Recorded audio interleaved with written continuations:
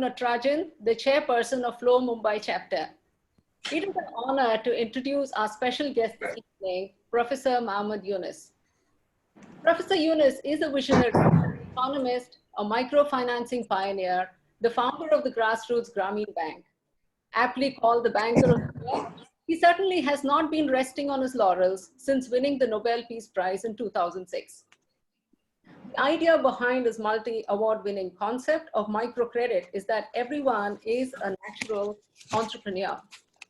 It is indeed a pleasure to have you here with us, although it would have been a greater pleasure to have met you in person.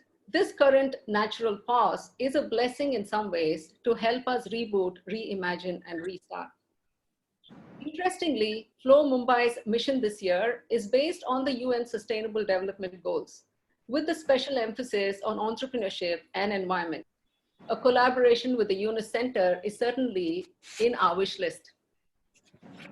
Talking about partnerships, this session was made possible by India Leaders for Social Sector, ILSS, the 9-day program by ILSS that paves the path for corporates to move into the social space is in a league of its own. Anu Prasad, who's the founder, is known for making the impossible possible. As an alumnus of ILSS, I reached out to her to discuss ideas for collaboration, and her suggestion was to invite Professor Yunus for the first session. I was excited, but I wasn't sure it's going to happen. But within 2 days, she confirmed that it was all done. So thank you so much, and looking forward to a long-term partnership with ILSS. Finally, our moderator, Faye D'Souza. Faye D'Souza is an award-winning journalist who has changed the way news is covered on Indian television. Her calm research style of hosting prioritizes information over opinion.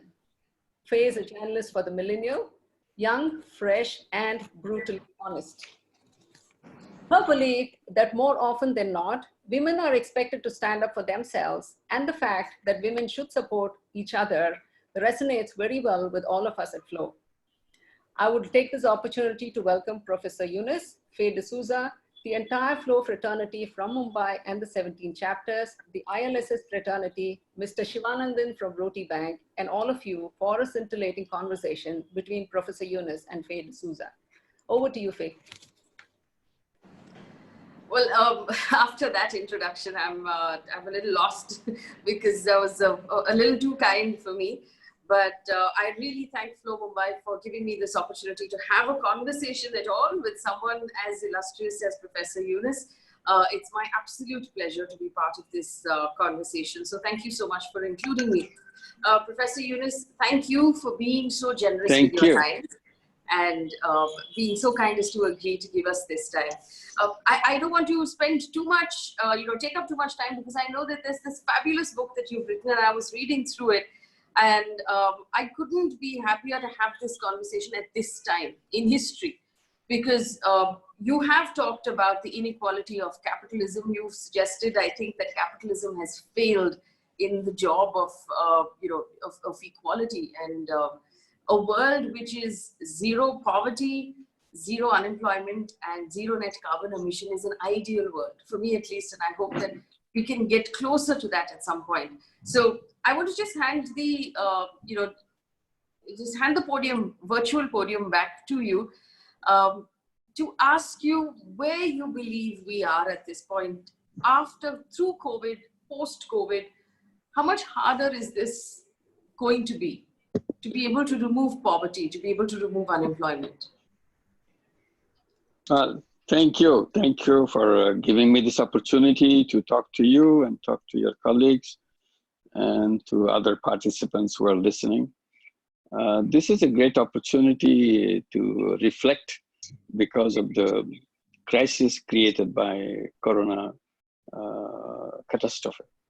This is something that we are all locked down in some way, some relaxation probably in some places. But basically, the whole world got behind their closed doors for a while. Within 90 days, also about 100 days plus, the beginning of the Corona crisis. And this has spread in such a lightning speed. We had no idea that what's coming. We took it lightly, then we saw it's very serious and dead serious. Now we are struggling to go through it. So many dreadful things you can describe. But one thing it has done, as you in the press reported, media reported, all the very harsh reality of our society, the way we known this, but ignored it. We never paid attention to it. The enormous struggle that the poor people have to go through for their daily life. How our cities are packed with those unfortunate people struggling to make a living by being the domestics, by being the cleaners, by being selling of things on the street. When the corona came, they were the first victim because they lost their jobs, they lost their income, and didn't know what to do with them. And one thing was revealed, millions of those people, as you have shown in our television, and we have shown in our television in Bangladesh, heading for home because they cannot survive where they were. And they were making a journey on foot for a 1,000-mile journey. It's not a short journey. And they had to dare to make a start because they had no other option. And in Bangladesh also, same way, the garment factories closed down because of the situation, and garment workers get back home. It was a terrible thing. And then have to open it again, this terrible thing to come back, they're spreading the diseases along the way. What I'm trying to say that we knew that these people are there, but you don't notice them. Suddenly, coronavirus has made them visible, very nakedly visible. It's right in front of us. It's no longer hidden inside the nooks and crooks of the urban cities. We'll go on the top of the urban life, but underneath, this is what happens. So what is the life left for them? What is that we do in that situation? Many questions arises. Why they have to leave their home in the first place? Why they had to come to the distances of 1,000 miles to make a living, leaving their children, leaving their families home? So how to address that, to answer that why, and how to make sure they don't have to. So this is one question that we can discuss. Another thing Corona has done, and I have reflected on it and written about it, that now there's a tremendous amount of efforts you see in discussions everywhere, how to get back to quote unquote normal, meaning that we're used to be before those terrible things started happening. My question is, why are we trying to go back? What are we going back to? Is this the world that is worth going back to? I thought that's a terrible world that we were. And we should be grateful to Corona that they have gave it as a respite. Putting the entire machine, the economic machine, which created all those terrible things, putting it to sleep. It's in a coma right now. So now you're saying that, why don't you wake him up and start doing it again? I said, no, we were lucky that it gave us a respite from that. It's almost like we are riding a train which was taking us to a big disaster, so falling off the cliff very soon. But we had no other option because the train is running, we can get off. And the Corona came and stopped the train. Now we can get off. And now we are discussing how to get back to the train and start the train to go back again. I said, this is suicidal. Because that world that we had. I think we lost him, right?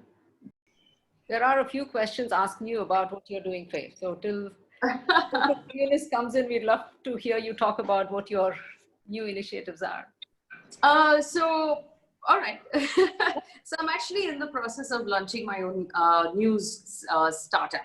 I've turned entrepreneur now over the last couple of months. We would have launched already, except that we got a little sort of slowed down by the lockdown. And so, things are a little slower. But the idea is to move onto the internet, because I believe that the internet offers more freedom to journalists at this point than television does. And I'll just come out and say it. I don't believe the model, the business model of television news allows for independent or for honest journalism anymore. And you'll see a lot of journalists now leaving television in order to start off on their own, and I'm one of those journalists. So the idea is to use the internet to communicate and to put out information on stories that I believe really do matter, as opposed to putting out stories that are either agenda or the loudest stories of the day. There are several things going on that we should be talking about. And I find that a lot of times, all of the information, all of the communication on a particular story is very adversarial. It's very shouty, it's very angry. But it's time to look at simple communication of information and not opinion. So my point here is to go back to just information and to leave out the opinion so that we empower young people to be better voters, better citizens, more informed, as opposed to just being angry, which is what everybody is right now. And I believe that the media plays a very important role in informing citizens to be better voters. And that's part of the democracy that we have to hold up. And as media, we might not have been doing our job very well. So it's time to correct that. So the company will be launched fairly soon. And the idea will be to have our readers and our viewers support us with subscriptions as opposed to, becoming a purely ad-funded organization. Thereby, we can assure that we are loyal to those people who pay us at the end of the month, as opposed to what's happening right now, which is basically news is a very expensive business.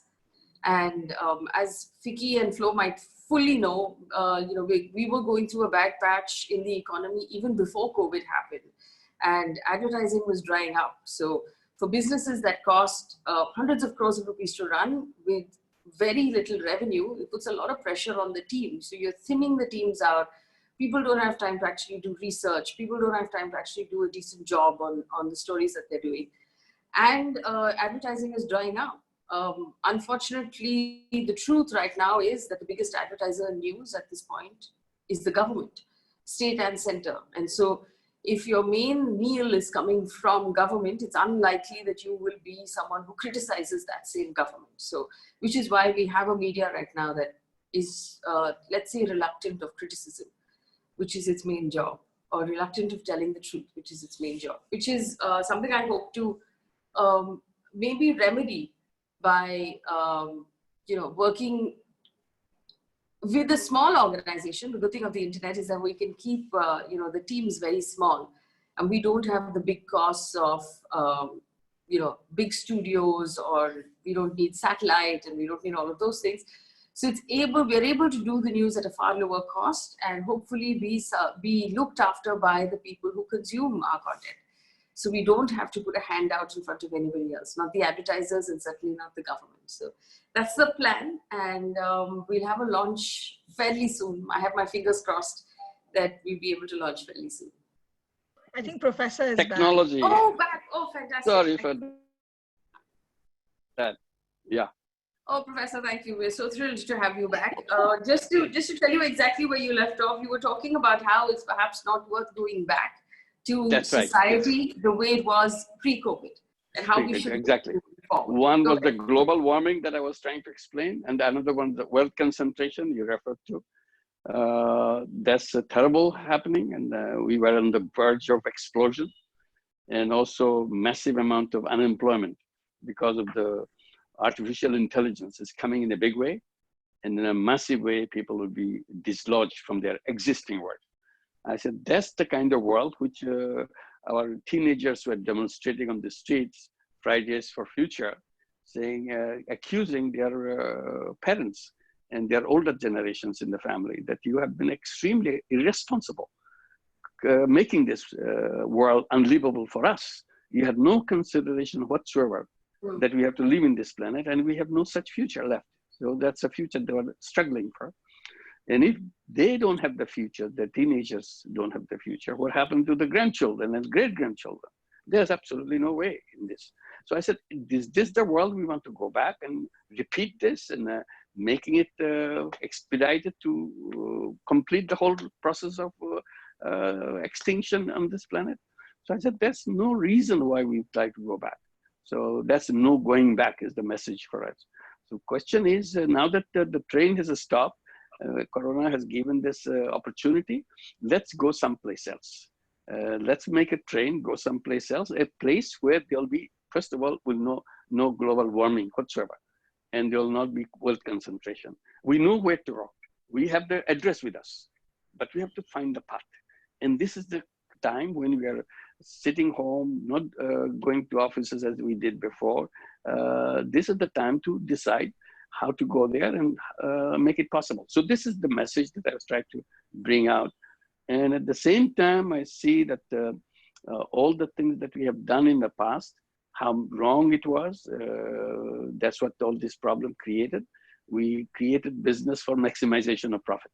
And that's the only thing we learned from economics, that the maximization of profit is the way to go. I said, that's a wrong thing because it's based on a selfish idea of human being.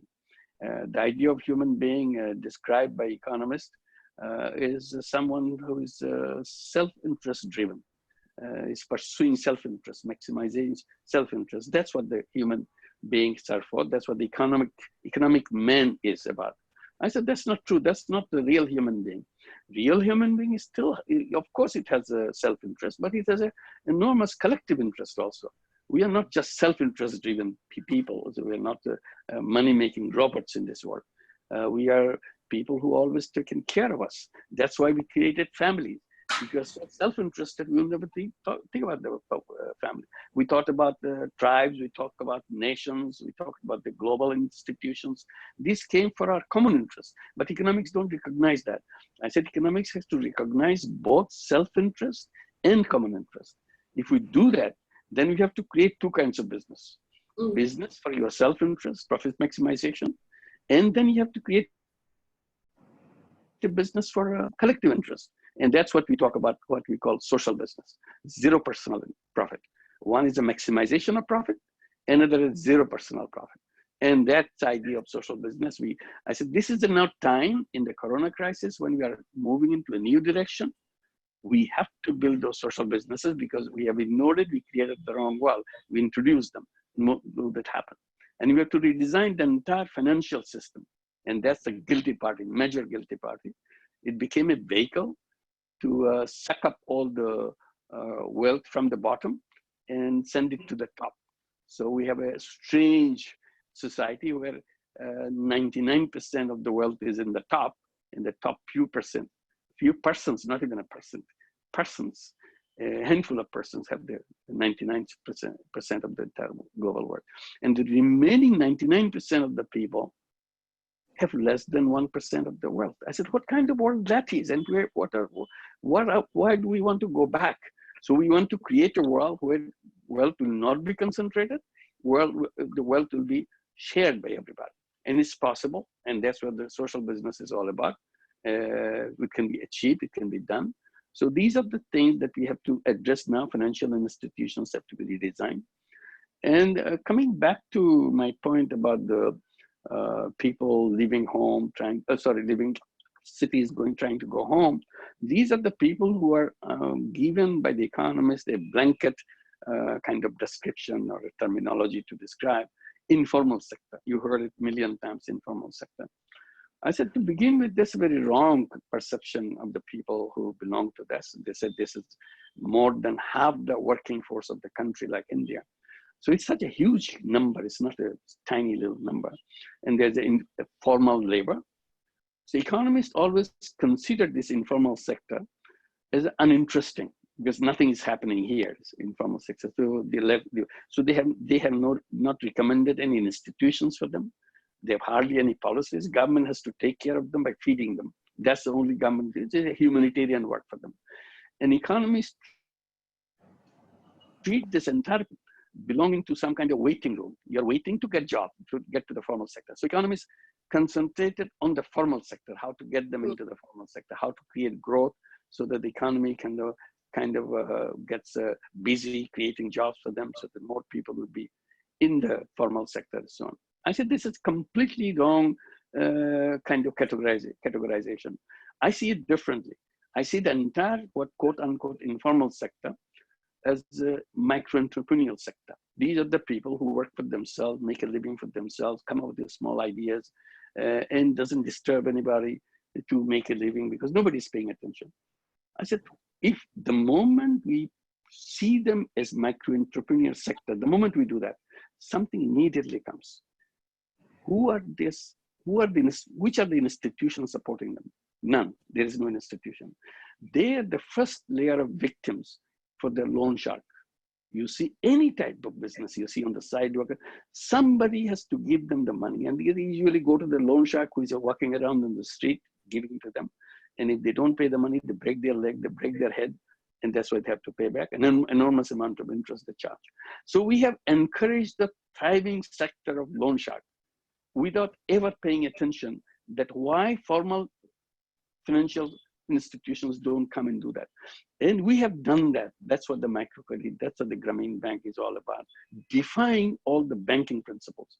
We defied every single norm that they had. They always said, oh, it cannot be done. Oh, you cannot touch it. It's so important. We said, well, nothing is happening, so we have to do something. So we started a kind of fun thing to do, but it became serious. With a small thing in the village, now it became global, it became all over Bangladesh, all over India, and so on. So India did a lot of things on microfinance, but it's still, I said, it's a small part of the financial system needed for the country like India if you include the informal sector into it. You call it anything, you call it microcredit, you call it another kind. You need institutions to be built up for them so that they can go and have reasonable terms and conditions. And these institutions, like the microcredit institutions, are built to serve them in a way is convenient for them. So this is the challenge that we have to make during this, redesigning the entire attitude, entire structure of the financial system, so that micro-entrepreneurial sector can be fully served. And I give the example, like labor, formal labor. I said, they are lucky in a way. They got recognized by the government, by the academics. The academics don't recognize the informal sector because it's waiting room, uninteresting. But they recognize that formal labor. So they recommended many actions and so on. So out of that came the trade unions. Out of that came many agencies to serve the labor. And at the top of it, you have a Ministry of Labor to look after the labor of the job, who already has some benefit, but on top of it, you have protections of rights and so on. This is wonderful, and we need more of that. But my question is, why don't you create institutions for the more than half the working force of the country? Institutions to serve the informal sector or the micro-entrepreneurial sector. I said, why don't you create the, first of all, a Ministry of Micro-Entrepreneurs, so that you have a policy, you have institutions, you can go them, find out what the problem is, how to help them so that they can go up the ladder, because they got stuck at the bottom. There's no ladder because the loan sharks control that ladder for themselves. So they want to just get the money and throw them inside. So they never get out. So why don't you build this up? So these are the questions raised. Why people have to leave homes for finding opportunity in the cities? Because the home doesn't have the opportunity. Why don't you create opportunity? Why we have to treat rural economy as an appendix of the urban economy? You know, today economists treat the rural economy as a kind of a labor producing factory. You produce labor and send it to us so that we can use them with the hand-to-mouth wages so that we can make money out of them. So this is, again, a wrong conceptualization of that. Why don't we treat rural economy as an independent economy? It has all the resources. It says why urban centers grew? Because you can give only two reasons. One is infrastructure, because you have the rivers, you have some roads or something, some convergence of a system of roads that came, so that it's easy to trade. You came there. So this is the infrastructure. Then came electricity, then came other urban facility. Rural didn't have that. So you have the infrastructure and financial system, provide them, banks and everything else. I said, today world has changed. Infrastructure can be built anywhere now. You don't need to go to the city. Today, again, Corona has taught us, we can go home, do our business around the world, and we don't have to care for the coming to the office. And many of them are doing that. And with the technology that we have in our hand, you could be anywhere. And you can run the business out of anywhere. Because then why don't we create a rural economy as an independent parallel economy? And create institutions to serve the people who are there so that they don't have to leave homes out of them. So this is the kind of challenge that we have to take and redesign all the things. The Corona gives us an opportunity to see where we went wrong. We went wrong in conceptualization of things. We went wrong in building institutions. We went wrong in designing policies, the way we have done. So this is the challenge that we have to take and understand that we have to go step by step, make sure before Corona is over, we are ready to launch our thing. So I'll stop here and let you ask the questions. Thank you so much, Professor. Like I said, this is an ideal world. We have a lot of questions that have come in for you. My question to you before I, so I'm going to, in that self-interest manner that you talked about, I'm going to use this platform to ask a few of my questions before we bring in the rest of the audiences. Do you believe, and you've said several times, that the current model of capitalism has failed? In the first chapter of the book, you talk about your disappointment in the first Oxfam research paper that was published, and how we got progressively worse from there, where it was initially it was a small percentage of people in the world who controlled all the money. Now it is, like you said, a few people, individuals who control all the money. Effectively, you believe that this measure of capitalism, which is just about more and more and more and more for one individual, has effectively failed. Is there an alternative though? Would we be able to have a world where corporates and individuals capped their profit at a certain point and said, after this, the money should just all go back into society? Does it make sense to have multi-billionaires when we know by research that you only take, after a certain point, the money doesn't matter. It doesn't change the quality of your life. Is there an alternative system to the capitalism that we have right now? That's what I was trying to explain, that we have to redesign it. Capitalism based on self-interest only. If you can design it, which is more realistic, both self-interest, I'm not throwing self-interest out, and collective interest, which is a reality. So I said, give people option. Nobody's forcing you. It's not a government decision that you have to do this. We're saying that give people option. You teach your young children in school, you teach your young children in home, that when you grow up, my son, my daughter, you have two options. You can grow to be a job seeker, you can get a good job, you can be an executive in a business, you can be heading a business entity and get a good retirement benefits, have your home and so on. This is your path as a job seeker. Or you can be an entrepreneur. This is both in you. You have to decide what you want to be, whether you want to be an entrepreneur, whether you want to be a job seeker. Today's school, our education system, our home system and home teaching and so on, does only one thing. You do good in school, get good grades, go to the best school possible and get the best job possible. Yes. And as if job is the ultimate of life. That's not the ultimate of life. Job is not a destiny of human being. That's the point I want to underline. That the thing is what you want to do with your life. That's a number one, not job. So today we're pushing them into job. And I keep repeating, I mentioned in the book also, I said human beings are made of enormous amount of creative capacity. It's almost like endless creative capacity. That's what the human being is all about. And unfortunate thing, economists came up with this idea of job. You have to find a job. And if you don't have the job, you are waiting in the waiting room, and it creates takes away the capacity of the economy because you're not doing anything.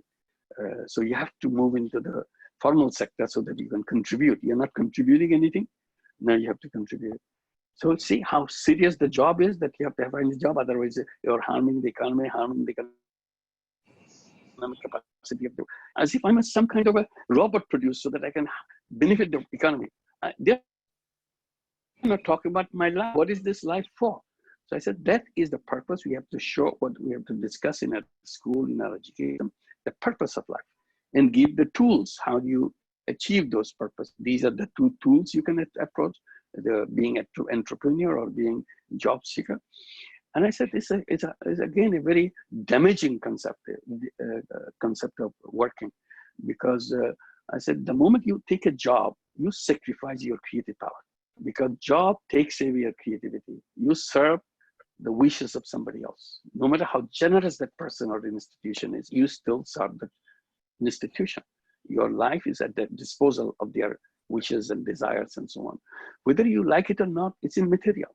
And the more you sacrifice your identity as an individual, as a creative person, more successful you become in your job. So why should you accept that?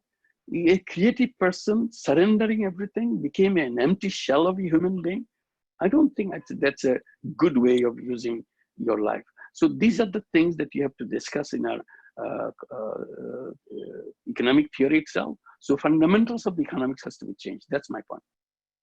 So, This is just one. So economic theory can't purely be Economic- based on making money and self-interest. It has to also focus on the collective interest of society. Exactly.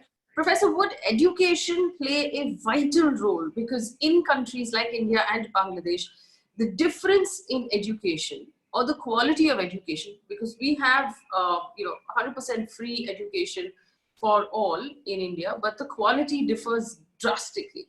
And it's the lack of quality in education that then widens the gap between rich and poor. Should education be at the very basis of this new economic theory that you're talking about? No.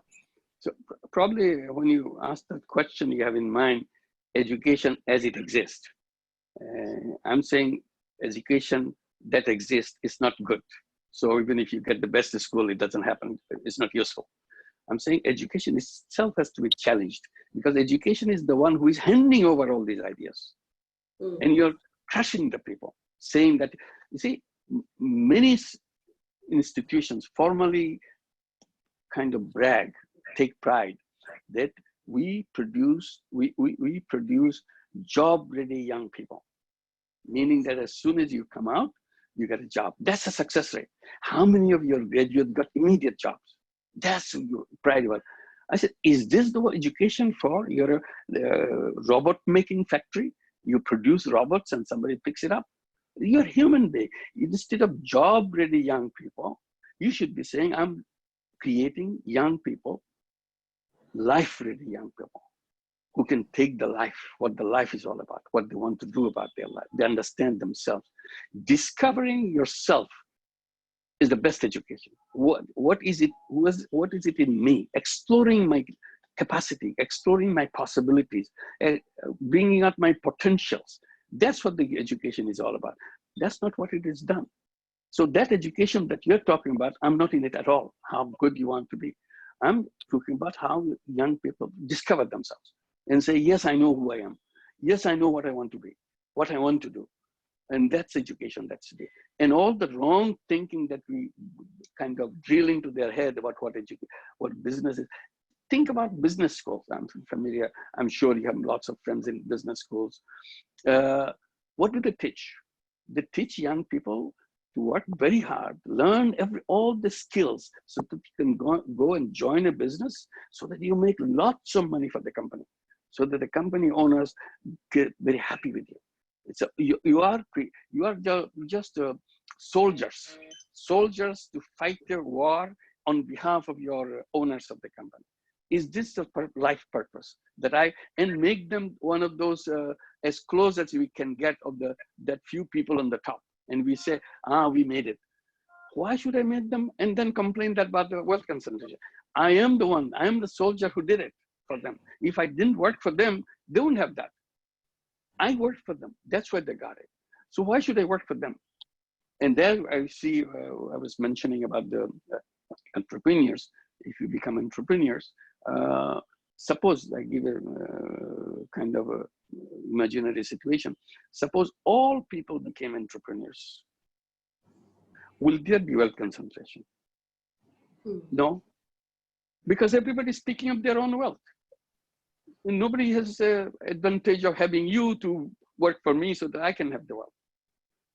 Imagine if half the people who are ready to go into life decided to become entrepreneurs, another half works. Immediately wealth concentration will be reduced by a sharp percent. Because I'm not working, I'm picking up my own wealth. The marketplace is there, I go and pick up my wealth and compete with you. and I have plenty of room for that. So this is it. It's wealth concentration again is a fault of the way that we have designed our concept and fault of the design of the financial institution. Financial institutions will give the facilities to the people who already have lots of money, not give any facility, anything for the people who don't have any life. If you have one unemployed person in your known circle, and he wants to or she wants to start a business, crazy idea that he has, that I want to start a business. No bank in your city will be interested to talk to her or talk to him because you're nobody. I'm busy. I mean, where is your collateral? Where you have, what do you give us to us? As if that's the beginning point. You know, entire microcredit was successful because we dismissed the whole idea of collateral. Banking thought cannot be done if you don't take collateral. Yes. Only people who are on the street side, on the loan sharks, they can do without collateral because they have the big stake to hit the head and get the money. But we can't do that. We have to have collateral. I said, no, we don't hit the head of anybody, but we do business without any collateral. In fact, there's a question on that very point, if I may, Professor. Dr. Madhu Chanda Dasgupta has said, and I quote, does microcredit really empower women, given that men may take the loan, appropriate the loan and push women into the debt trap? What is your experience in Bangladesh been? First of all, I accept that accusation. My answer is, if it is so, I'm just taking it as a question. If it is so, why don't you design something else instead of just saying that it does so? I'm saying credit is something to be available. I'm not saying Grameen Bank is the only answer. I'm sure there are many more versions of it today, all the technology and so on. Criticizing doesn't solve the problem. You say, oh, it doesn't do it. So we have, to come back to Grameen Bank, we have 97% of our women, our borrowers are women. And whether they control the family or their husbands control the family, we are 42 years old now. It's all settled. It's a relationship between the husband and wife. It's completely changed because she has the bank account. Husband still doesn't have the bank account. She has her own money in the bank account. Forget about everything else. The fact that you have a bank account, the fact that you have cash money waiting for you in the bank account, even if you're not using it, you're a different person, no matter what. You're not as helpless a person you are. The relationship between husband and wife has to change. Whether you study it or don't study it, that's up to you. But I'm not talking about the loan. Loan is a separate issue. He grabbed you. It is her own deposit account. Today, Grameen Bank lends out in Bangladesh.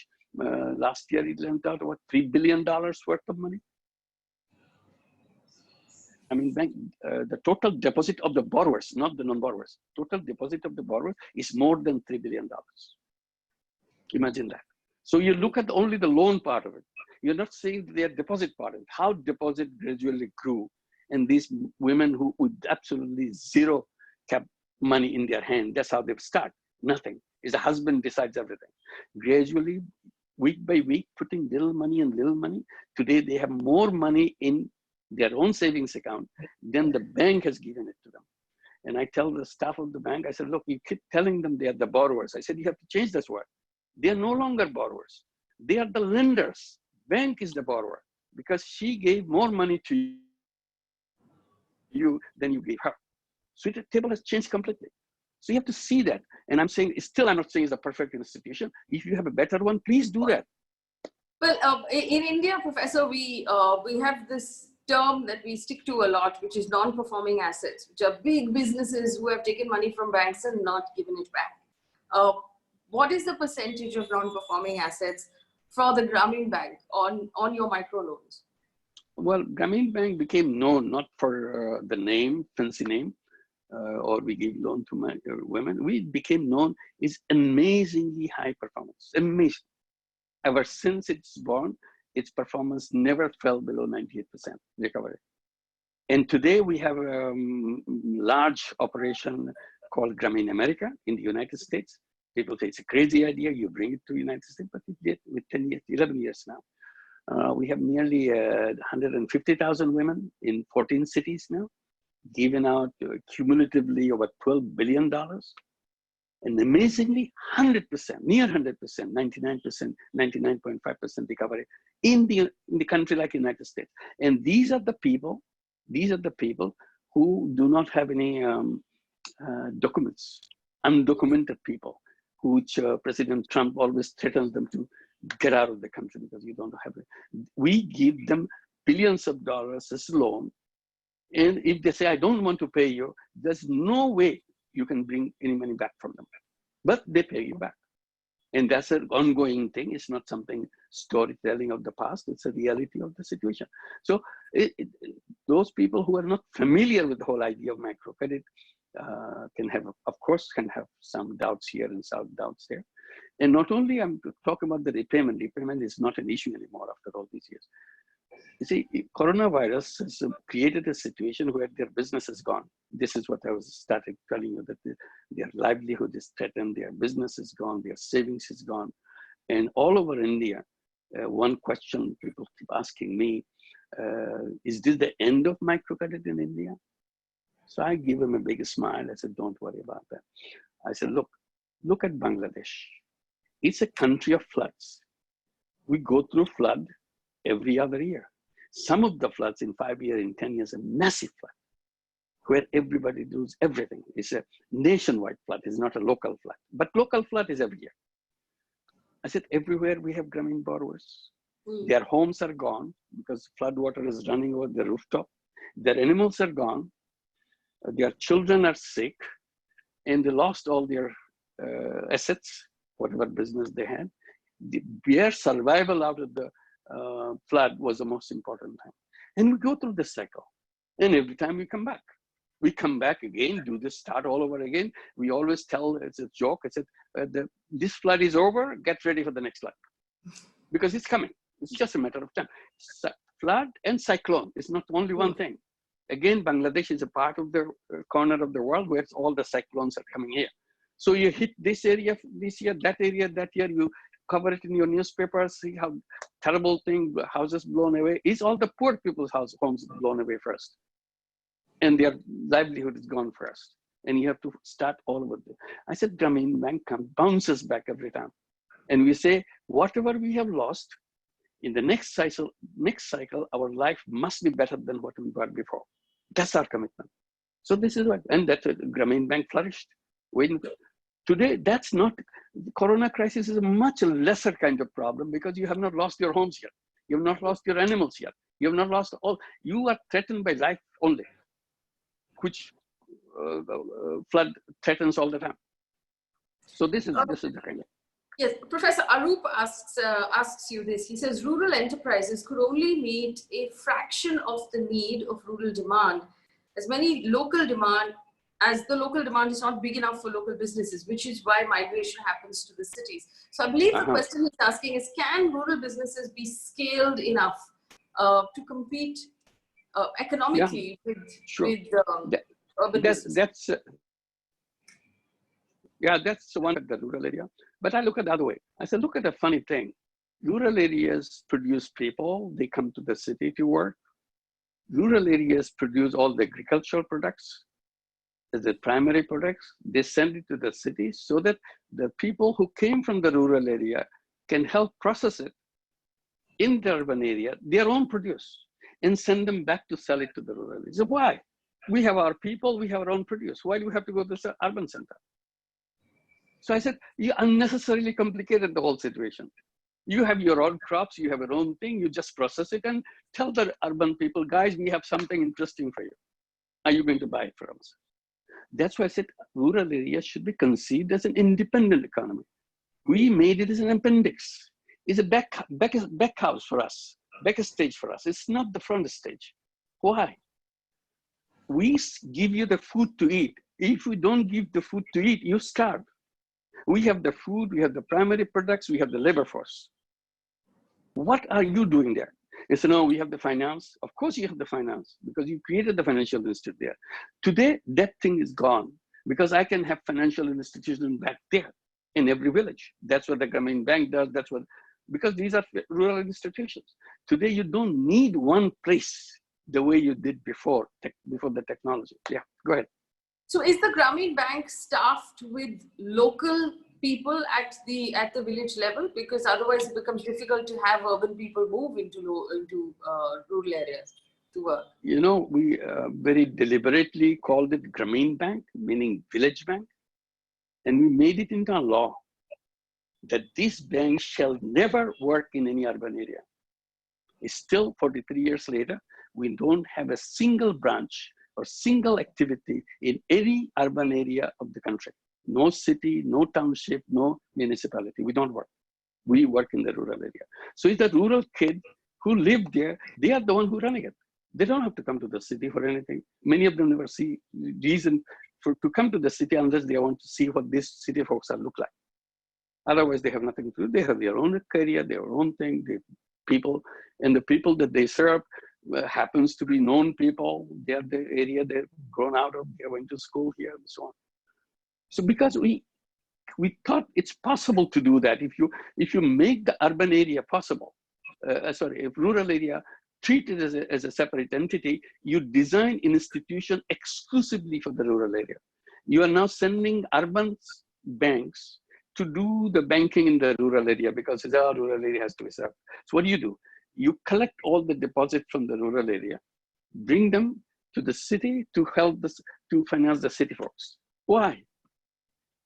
Who gave you the license to take the money away from us? Why can't we keep this deposit in the rural area and invest in the rural area, in processing the food, in improving, and today we can export the thing that we produce right there. We have our own brand. And for exporting those processed food that we have made, or interesting items that we marketing, don't have to send to the urban area. We can directly go to the international market. Why shouldn't we do that? On another thing we have to do, because of the reason that we have to movement of young people to the urban areas, is one major reason is education. You have all the schools, colleges, universities located in the urban areas. So our children go there and they don't come back because they get used to the urban life. So I said, why didn't you build universities and colleges and business schools and whatever, medical college and everything in the rural areas? Because the kids are there, they'll be having good, healthy, unpolluted air, and have the best college possible, best university possible right there. So did they know what this is? They have no reason to look for the opportunity in the urban area because it's all here.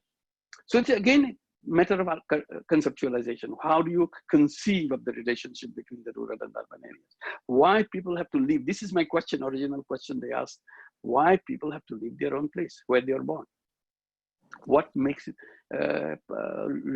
push them to leave their homes? If a home where they are born, at the same time, when you are grown up, you're leaving your family, you're leaving your children.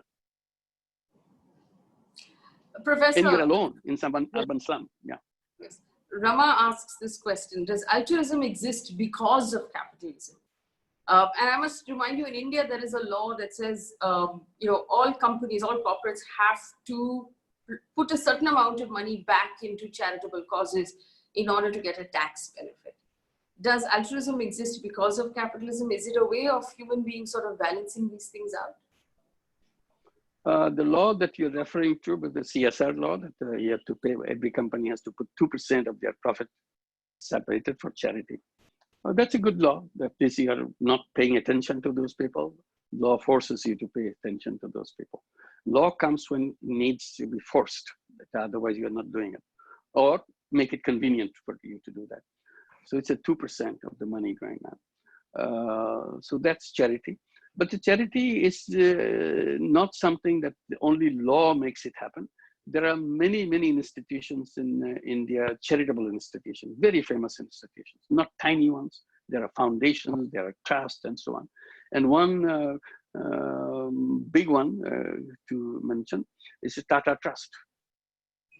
Jamshedji Tata, way back, more than 100 years probably, created this trust. He was a rich man. Why did he give away his money? He didn't give it to his children, all the money. He could have given it. What he did, he created a Tata Trust and he created Tata Sons, separate. The bulk of the money he put in the Tata Trust. So now Tata Trust and Tata Sons have to collaborate with each other to do the things. One is a total charitable organization. Nothing to do with anybody getting any profit out of it. So this is out of its own goodness. So I'm giving the biggest one, the outstanding one globally, but there are many in India. So it's not because somebody is forcing you, because you see that you want to do things for people. These are charitable organizations. But here I'm talking about something in the middle. It's neither charitable, it's nor something to make money for yourself. It's in the middle, which you do as a business. In charity, you give away. Money goes away, you do good things with the money. But what I try to kind of point out, when you give away money, your money goes out, does a wonderful thing for the money, but the money doesn't come back.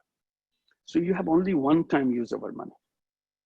But if you had invested this money into a social business, so for healthcare, for water, for financing, microfinancing, or whatever you thought needs to be done to people, you could have donated it to these people, or it's like you have a charitable hospital.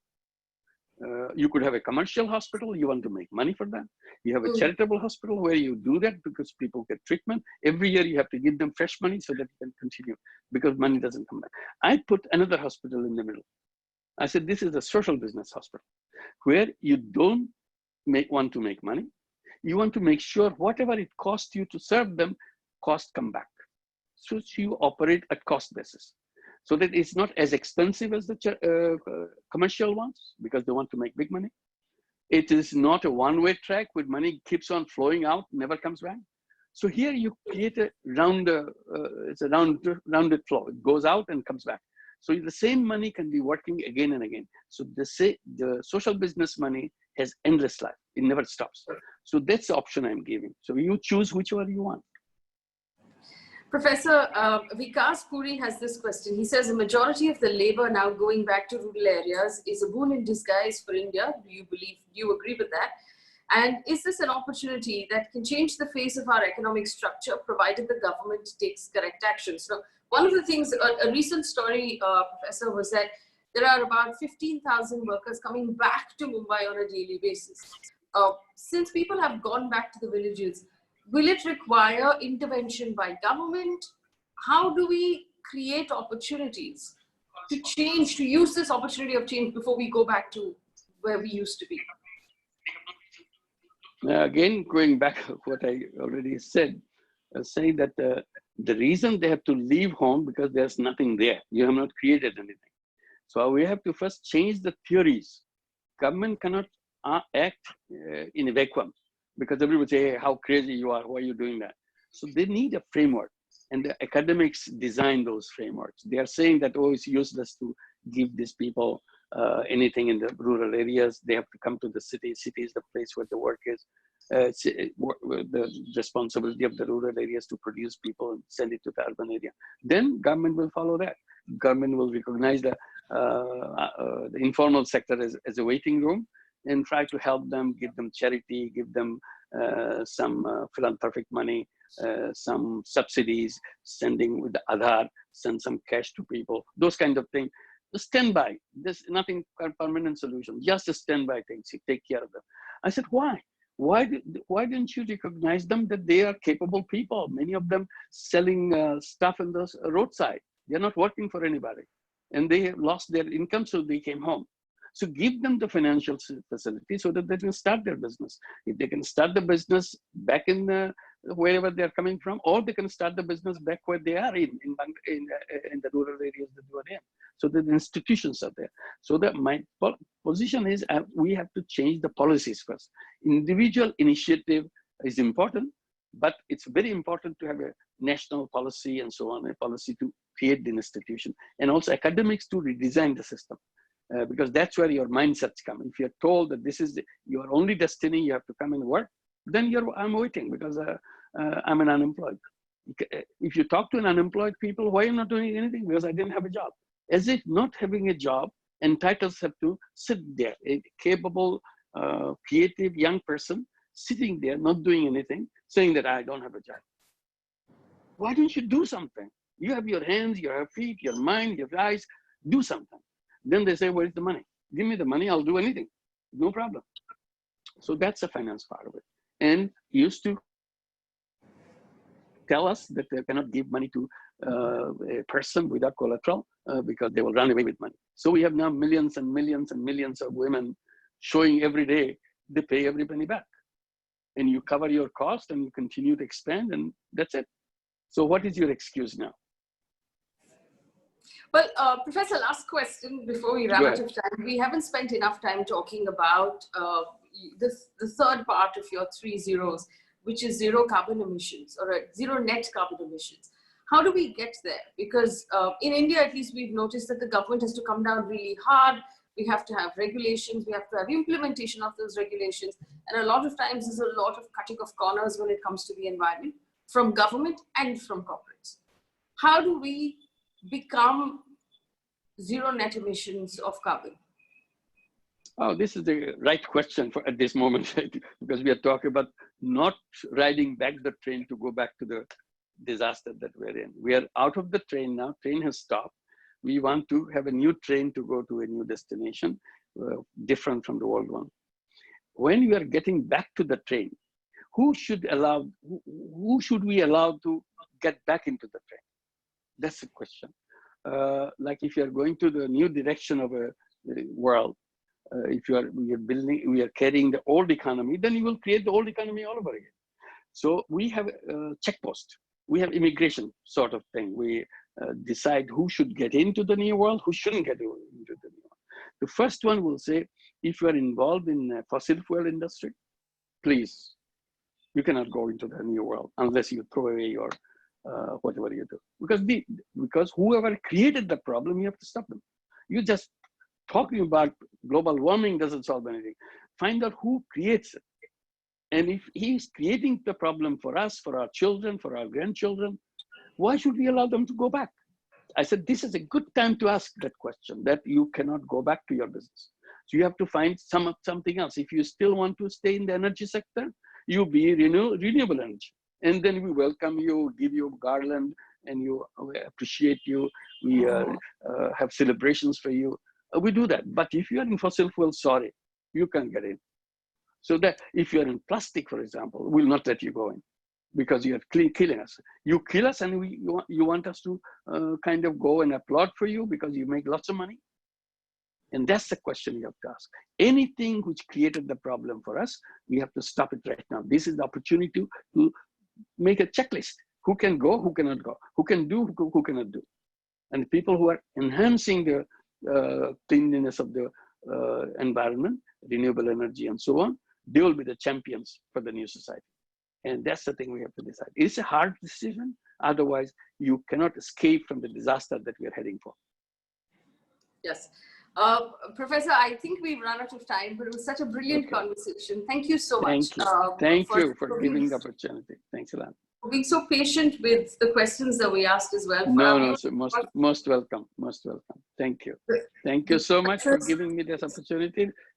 Nice to talk to you. I hope we keep in touch. This is not the end of the conversation. This is the beginning of it. We have to do something. It's not just having our conversation and go home and forget about it. If it hits you something, if you have something in mind, anybody can do social business. Your child, your brother, your sister, or yourself. Absolutely. And make it happen. If you are in a company, create a social business on the side and see who else is doing the social business to find out what's going on in this. If that is something that can save us. And that's the kind of thing I was explaining in the book, that who are doing it, how we can do that. So how to change the mind of the young people. The job is not the destiny, because we are stuck with the job because nobody told us that we would do something. But you have the opportunity to decide whether you want to be an entrepreneur. And we have to build those institutions. And if nobody else is building it, you build it yourself. You don't wait for anybody. And that's the capacity of each individual. We can do things which we want. And you said, can we build a world like with 3-0, zero poverty, zero unemployment, and so on? My only question, maybe we can come close to it. I said, why come close to it? If you can come close to it, you can get there. So don't shorten your sight. If you can get the start of the journey, you can get the destination. It's all question of starting the journey. And we know where our destination is. And that's very clear. If you know the destination, we'll build up a path. That's how the whole human civilization came to this world. We had an idea, we built a path and got there. Otherwise, it will never happen. Absolutely. Thank you so much. I'm going to hand this Thank back. you. Thanks a lot. Thank you. Thank you again. Bye-bye. Thank you so much, Professor. It's an absolute privilege having you with us. And Faye, thanks to you. We couldn't have had a better person hosting this conversation. And we are so excited. You're building the media that we desperately need in the country right now. So all the very best for that. I'd also like to thank Malu Natarajan, chairperson of FICCI Flo Mumbai, for this collaboration. Thanks, Malu, for all your support, and also all the past presidents of FICCI Flo, and all the attendees who joined us today. For those of you who enjoyed today's session, please do look us up. Our 9-day leadership program is accepting applications right now, and we'd be happy to talk you through it. Any information that you need, do reach out. Thank you. Have a great evening, and goodbye, everyone.